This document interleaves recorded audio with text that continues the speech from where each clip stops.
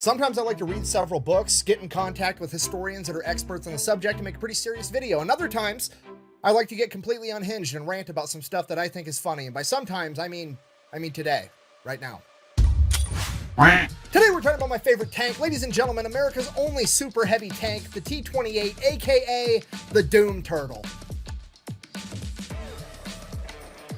Now, I said this is my favorite tank, which is a completely unquantifiable metric. Despite that, somebody in the comments is still going to tell me that I'm wrong. So if you think I should have a different favorite tank, go ahead and tell me about it in the comments below, and maybe I'll do a video about that one too. Okay, and just to be clear, when it comes to me and things like tanks and planes and guns, favorite is not the best, it's not the most impactful, it's not the most historically relevant, it's just the coolest slash dumbest one around, and in my opinion, this is it. So let's go ahead and get into this right after an awkwardly relevant word from our sponsors. This video is brought to you by War Thunder. They've got over 2,500 tanks, planes, and ships, pretty much every military vehicle from World War II until modern times, including all the cool, weird, and obscure ones that may have never even actually seen combat. For example, let's say that I wanted to be the T-28, aka the Doom Turtle, America's only super heavy tank. I can do that. Then I can go over to X-ray mode, look at all the different components, check out all the specs, actually learn about the tank. Then I can hop over and I can customize it. Because let's face it, I don't just want to be the Doom Turtle. I want to be the Doom Turtle covered in bushes so I can try to sneak up on the enemy like I'm a 200,000-pound Wile E. Coyote with a 105mm howitzer for a nose. Then we throw an American flag on one side and some smack talk on the other, and now we're ready to go play the game. Now, once we start playing, the cool part is that it's not like a lot of other games where you just shoot at the other enemy tank and a hit is a hit no matter where it lands. No, in War Thunder, you can take out individual components of the enemy tank. For example, let's say there was a guy on a mobile artillery piece, and that one guy in particular was talking smack. You can address him individually. Or maybe you're approaching an enemy tank and you fire, but your shell doesn't get penetration, and now it takes a while to reload, so you just open fire with your 50 cal right through the window slit, giving their driver a nice metallic face high five.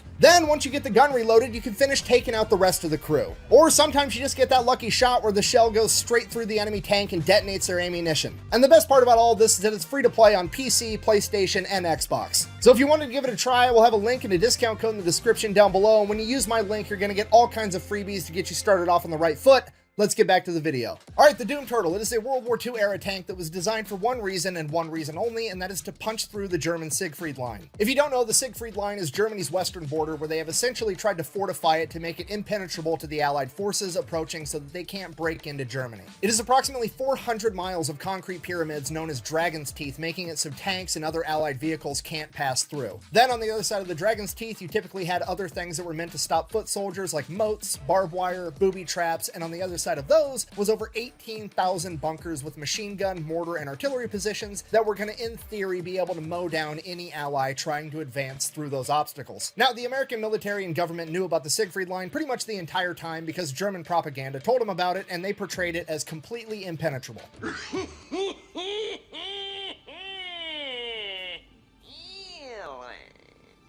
So the American military in 1943 is like, okay, we're going to come up on the Siegfried Line eventually. Let's go ahead and get a plan in the works on how we're going to address it once we get there. Now, clearly, that plan should not rely on tanks, right? I mean, that's kind of the Siegfried Line's entire MO. It was designed, built, and implemented with the sole purpose of stopping tanks. We should probably do anything other than use tanks, right? Wrong, completely wrong. American engineers got told the Germans built an impenetrable tank fortification, and they're like, fucking bet, we'll see about that. We're going to build a bigger, better tank that's going to drive right fucking through it. America, fuck yeah! So the engineers got to work. This is called the AT project, and what they came up with was, surely there's spots along the Siegfried Line where the German military has a gap where they can drive their vehicles through, right? Has to be there. They can't just have 400 miles and they drive all the way around. There's got to be points where you can pass through it. And obviously those points of passage are going to be the most fortified positions, right? They're essentially going to make a fatal funnel, a choke point where all of the Allied forces have to try to go through a narrow passageway, and on the other side, it's going to be loaded with German 88 anti-tank guns, German artillery, machine guns, mortars, everything. They're going to be able to slaughter anybody that tries to make it through that little tiny narrow passage. To which the American engineers are like, cool, obvious solution. We're just going to make a tank that can't die. Okay, it's going to be so heavily armored that there's no anti-tank weapon or artillery piece known to man that could kill it. Then we're going to put a gun on it that's so big that it can shoot through concrete bunkers and take out the enemy. We're literally going to drive this gigantic, heavily armored tank directly into the enemy choke point, stand there, take all their anti-tank fire, be untouchable, and then we're gonna return fire and kill them first. Okay, do you understand how gangster that is? This is the ultimate dad dick maneuver. Just straight up like, I know exactly what your plan is. I know what you want me to do so that you can beat me. I'm gonna do it anyways, and I'm still gonna win because fuck you. So they made the Doom Turtle, the T-28, America's only super heavy tank. This thing is 36 feet long, 10 feet tall, and 14 feet wide. It has 12 inches of armor on the front, and it's weighing in at 95 tons. Okay, approximately 210,000 pounds. Okay, the human mind can't comprehend how heavy this tank actually is. It literally weighs as much as a blue whale, which also isn't helpful because most people haven't seen a blue whale. Okay, so it's like, where's my calculator?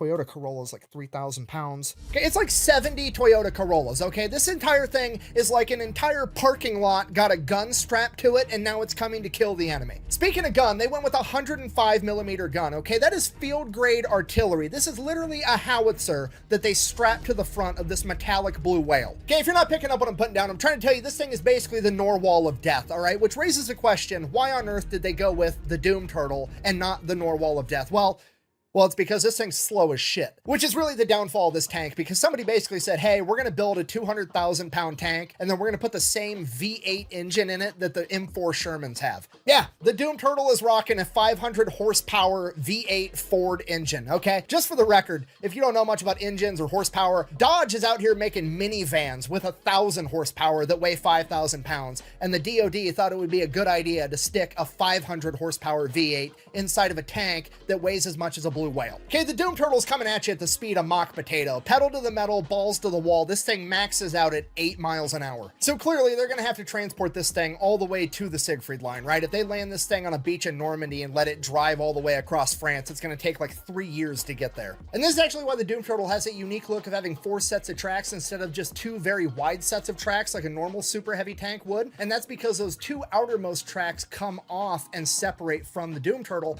allowing it to be easier to transport, both because now the Doom Turtle isn't as wide and it comes apart in 3 separate chunks, making it all weigh significantly less than the original 95 tons. So they've got it all figured out, and by 1945 they start manufacturing these things. Originally they're planning on making 25 of them. They figure that'll be enough to punch through the Siegfried Line, but they build 2 prototypes first. So they get those prototypes built, then they're testing the first one, and the V8 engine that's trying to move 200,000 pounds obviously catches fire, burns out the entire inside of the tank. The entire thing is essentially a total loss. And while that was going on, the Allied forces managed to penetrate the Siegfried Line. How on earth did they do that without the Doom Turtle, you ask? Well, A, the Siegfried Line wasn't really all it was cracked up to be, according to the German propaganda. It definitely was not impenetrable. It was undermanned. It just wasn't as good as it was made out to be. So they just went and they sent out recon, and they found a couple of spots where they weren't well covered by like artillery and machine guns and booby traps, and then they just put a bulldozer out and pushed dirt over the top of the Dragon's Teeth and then drove right over the top, got behind enemy lines, and took everybody out. Yeah, the Germans spent God knows how much money and man hours building this 400-mile stretch of concrete booby traps, and they got outdone by a couple of rednecks with a bulldozer.